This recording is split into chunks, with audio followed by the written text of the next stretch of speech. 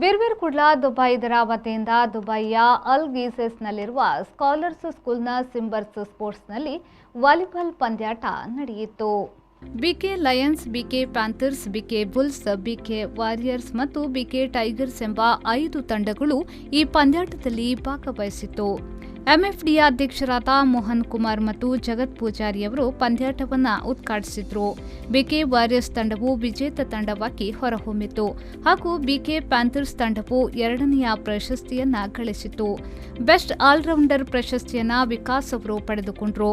ಪ್ರಣೀತ್ ಅವರು best attacker ಪ್ರಶಸ್ತಿಯನ್ನ, ವಿಕ್ರಮ್ ಅವರು ಬೆಸ್ಟ್ ಪಾಸರ್ ಪ್ರಶಸ್ತಿಯನ್ನ ಮತ್ತು ಪ್ರಜ್ವಲ್ ಅವರು ಬೆಸ್ಟ್ ಡಿಫೆಂಡರ್ ಪ್ರಶಸ್ತಿಯನ್ನ ಗಳಿಸಿದ್ರು.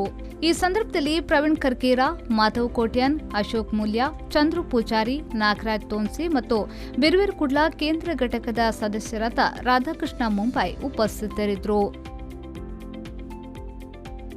ಜೇಶ್ ಬಾಯರ್, ರಮೇಶ್ ಸುವರ್ಣ, ವಿ4 ನ್ಯೂಸ್, UAA.